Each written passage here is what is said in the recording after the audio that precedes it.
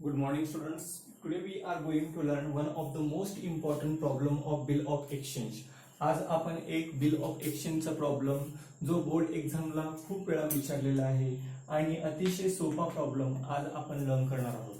तर पहिल्यांदा जेव्हा आपण प्रॉब्लेम बिल ऑफ एक्सचेंजचा प्रॉब्लेम जेव्हा सॉल्व्ह करतो तेव्हा पहिल्यांदा शेवटची लाईन रीड करायची. का तर जेव्हा बिल ऑफ एक्सचेंजचा प्रॉब्लेम पॅराग्राफ मध्ये दिलेला असतो तेव्हा शेवटची लाईन आपल्यासाठी खूप खूप महत्वाची असते.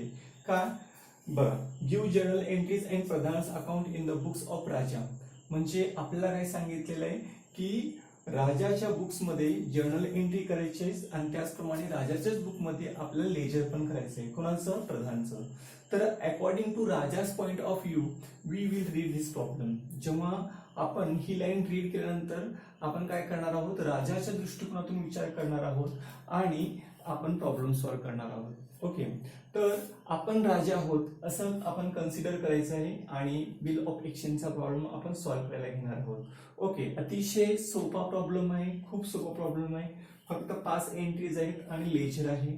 म्हणजे या जर्नलला 7.5 मार्क आहेत आणि याला 2.5 मार्क आहेत. एकूण 10 मार्काचा हा प्रॉब्लेम आहे.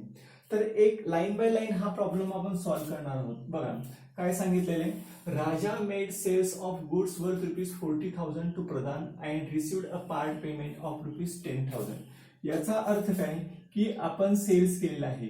एकूण सेल्स किती केलेला आहे? 40,000. कुणाला केलेला आहे? प्रधानला. ठीक आहे. आणि एकूण सेल्स पैकी प्रधान आपल्याला देतोय किती? पार्ट अमाऊंट देतोय म्हणजे कॅश देत आहे 10,000 रुपये. देत नाही किती? 30,000 रुपये. म्हणजे 10,000 ची जी ट्रान्झॅक्शन आहे ती कॅश आहे आणि 30,000 ची जी ट्रान्झॅक्शन आहे ती क्रेडिटची आहे. म्हणजे काही व्यवहार हा उधारीवर आहे आणि काही व्यवहार हा रोखीन आहे. पहिल्यांदा आपण हे 10,000 रुपये मिळाले त्याची एंट्री करूया. कशी एंट्री होणार सांगा? अशी होणार, कॅश अकाउंट डेबिट. आपल्याकडे कॅश येत आहे टू सेल्स अकाउंट. तर आपण असंही करू शकलो असतो. बघा किती, हे 10,000 रुपये आणि हे 10,000 रुपये. ही झाली individual entry.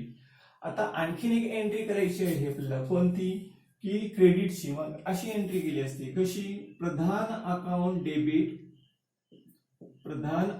Debit to sales account. एकूण किती रुपये? 30,000 रुपये. मला एक सांगा, ह्या 2 एंट्री मध्ये कॉमन काय आहे? कॉमन इथं पण सेल्स आहे, इथं पण सेल्स आहे. मग परत सेल्स ची एंट्री करण्याची गरज आहे का? नाही. या 2 एंट्री करण्यापेक्षा आपण काय करूया? कंबाईन एंट्री करूया. म्हणजे आपण एकच एंट्री करूया. तर cash account debit to sales 10,000 रुपये आणि Pradhan account debit to sales. प्रधानला आपण उधारीवर माल विकलेला आहे म्हणून प्रधान अकाउंट डेबिट. एकूण किती रुपये? 30,000 रुपये. आणि 10,000 प्लस 30,000 झाले किती? एकूण 40,000 रुपये. अशा प्रकारे एंट्री आपण करू शकतो. Being sold goods and part payment received. आपल्याला काही रक्कम मिळत आहे म्हणून आपण असं नॅरेशन थोडक्यात लिहितोय. ओके, तर प्रत्येक एंट्रीला 1.5 मार्क आहे. त्यामुळे आपल्याला अतिशय काळजीपूर्वक ह्या एंट्री करायची आहेत. आपण हा भाग सॉल्व्ह करून घेतलेला आहे. प्रत्येक ट्रान्झॅक्शन मध्ये काही हिंट असतात, त्या गोष्टी लक्षात घेणं गरजेचं आहे. जसं या ट्रान्झॅक्शन मध्ये हा कीवर्ड आहे सेल्स, त्याचप्रमाणे आपल्याला 10,000 रुपये पार्ट अमाऊंट रिसिव्ड आहे, कीवर्ड आहेत. ओके, त्यानंतर बघूया नेक्स्ट ट्रान्झॅक्शन आणि त्यानंतर लगेच आपण जर्नल एंट्री करूया. On the same date Raja drew. बघा हा एक कीवर्ड आहे. ड्रीव म्हणजे काय? बिल तयार करणे. आणि और प्रधान अ 3 months bill for ₹30,000 received the acceptance on the bill. Okay, तर याचा अर्थ असा झाला की ही जी 30,000 जो उधार व्यवहार आहे या उधार व्यवहारासाठी राजाने काय केलेले? प्रधानवरती एक बिल काढलेलं आहे आणि प्रधानने त्या बिलाला ऍक्सेप्टन्स दिलेला आहे आणि त्यानुसार आपण या ठिकाणी बिल काढून त्याला ऍक्सेप्टन्स मिळवलेला आहे. म्हणजे राजाच्या दृष्टिकोनातून ते बिल येत आहे आणि प्रधानच्या दृष्टिकोनातून ते बिल जात आहे. परंतु आपण कोणाच्या बुक्स मध्ये एंट्री करतोय? राजाच्या. तर मग बघा, ड्रीव म्हटल्यानंतर लगेच ही एंट्री करणं गरजेचं आहे. Bills receivable account debit. Bill आपल्याकडे येत आहे. Debit what comes in. आणि देणारा कोण आहे? कस्टमर कोण आहे आपला? प्रधान. कधीही केव्हाही आपण एक गोष्ट कायमस्वरूपी लक्षात ठेवायची, जर आपण राजाच्या बुक्स मध्ये एंट्री करणार असाल तर राजाचं नाव जर्नल मध्ये कुठेच दिसणार नाही. Being bill acceptance received for 3 months, एकूण 3 महिन्यासाठी आपण उधारीवर वस्तू विकलेली आहे असं लिहू शकता. ओके. अमाऊंट आहे बिलाची किती बघा, 40,000 पैकी ऑलरेडी 10,000 मिळालेत. आपण 30,000 साठी बिल काढलेलं आहे आणि त्यासाठी ऍक्सेप्टन्स पण मिळालेलं आहे. इथपर्यंत आपले सेकंड ट्रान्झॅक्शन कम्प्लीट होत आहे. आता थर्ड ट्रान्झॅक्शन इथून सुरू होत आहे. मी त्याला ब्रॅकेट पण केलं आहे. Send the bill to the bank for collection immediately. ते बिल आपण काय केलेलं आहे, कलेक्शन साठी पाठवलेलं आहे. कुठे पाठवलेलं आहे, बँकेकडे.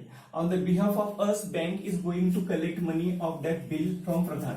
तर प्रधानकडून ते बिलाचे पैसे बँक वसूल करणार आहे. म्हणून आपण काय लिहिणार इथं, bill send for collection account debit, bill send for collection account debit to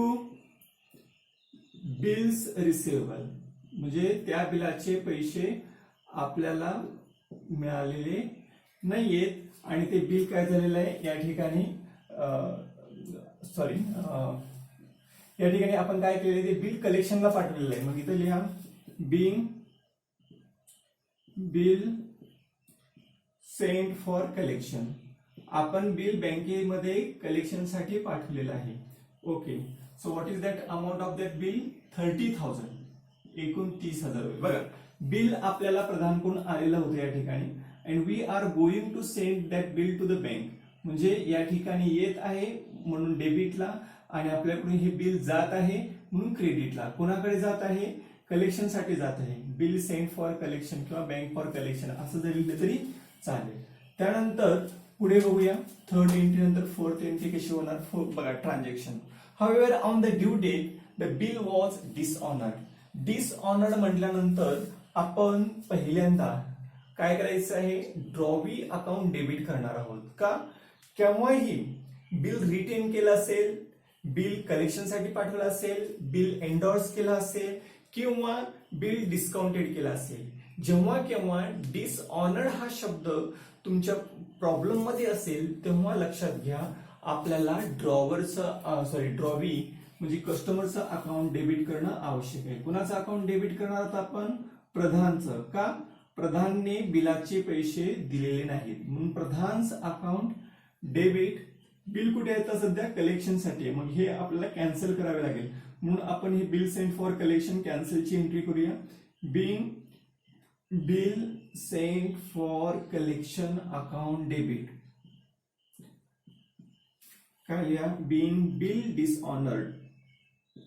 ज्या दिवशी बिलाचे पैसे येणे होते त्या दिवशी बिल काय झाला, डिसऑनर्ड झाला किंवा कॅन्सल म्हटलं तरी चालेल. ओके. आता एकूण अमाऊंट किती आहे बिलाची, सेम अमाऊंट आहे 30,000 रुपये. त्याच्यानंतर आता फिफ्थ ट्रान्झॅक्शन आणि लास्ट ट्रान्झॅक्शन. का डिसऑनर झालं की इन्सॉल्वन्सी, तो दिवाळखोर झाला म्हणजे पैसे देऊ शकत नाही. माझा देऊ शकत नसेल तर तो दिवाळखोर होतो. दिवाळखोर अशा व्यक्तीला आपण म्हणतो when liability exceeds to assets. म्हणजे लोकांचं देणं जास्त असेल आणि आपली प्रॉपर्टी कमी असेल तेव्हा तो व्यक्ती काय बनतो, इन्सॉल्वंट बनतो. तर इन्सॉल्वंट झाल्यानंतर काय झालं बघा, only 50% of the amount due could be recovered from his private estate as the first and final dividend. म्हणजे एकूण आपल्याला 30,000 रुपये येणे होते आणि या 30,000 पैकी आपल्याला 50% रक्कम मिळालेली आहे आणि 50% रक्कम मिळालेली नाही. म्हणजे या ठिकाणी 5 3 जा 15 म्हणजे 15,000 आपण वसूल केलेली आहे आणि 15,000 आपले पैसे बुडालेले आहेत. मग इथे लिहा cash account debit. Debit what comes in? What comes in? Cash.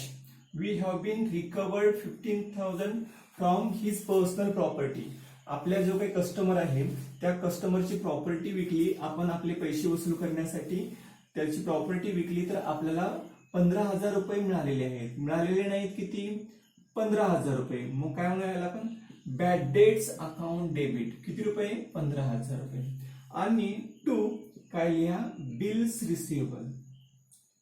इथं काय लिहायचं आपल्याला, बिल्स रिसिवेबल अकाउंट. एकूण अमाऊंट किती 30,000. सॉरी बिल्स रिसिवेबल नाही, हे बिल कुणाकडे आता आपल्याला बिल कॅन्सल झालं, मग या ठिकाणी कुणाचं अकाउंट क्रेडिट करणं गरजेचं आहे, प्रधानचं अकाउंट. ओके, इथं लिहा being 50% amount recovered from Pradhan. Okay, अशा प्रकारे आपल्याला हे एंट्रीज करायची आहेत. माय डिअर फ्रेंड्स, आपण जर बघितलं तर एकूण 5 एंट्री आहेत. एका एंट्रीला एकूण 1.5 अशा प्रकारे मार्क्स दिलेले आहेत आणि त्याचप्रमाणे 1.5 into 5 हे तुमचे 7.5 मार्क्स आहेत. आता इथली एंट्री आपण बघूया, म्हणजे पोस्टिंग कशी करायची. बघा, आपल्याला कुणाचं अकाउंट करायचं आहे, प्रधानचं. आपण कुणाच्या बुकमध्ये एंट्री करतोय, राजाच्या. ठीक आहे, तर आता आपण काय करूया, या ठिकाणी बघूया प्रधानचं नाव कुठे आहे त्यानुसार. बघा, cash account debit, Pradhan account debit to sales. इथं प्रधान अकाउंट डेबिट आहे आणि त्याची जी अमाऊंट आहे, करस्पॉन्डिंग अमाऊंट किती आहे आपली 30,000. कोणाचं अकाउंट डेबिट आहे, प्रधानचं. तारीख काय सांगितलेली नाही, मग सिरियल नंबर आपण 1 लिहूया आणि प्रधान अकाउंटच्या डेबिटला आपण काय लिहूया, या ठिकाणी सेल्स असं लिहूया.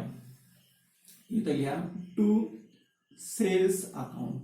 आता बरेच मुलं या ठिकाणी चुका करतात, सेल्स 40,000 लिहितात. नाही, आपण नाव काय अपोजिट द्यायचं, म्हणजे डेबिटला लिहिताना क्रेडिट अकाउंटचं नाव देणं आवश्यक आहे, पण अमाऊंट मात्र फक्त डेबिटचीच लिहिणं आवश्यक आहे. एकूण किती रुपये, 30,000 रुपये.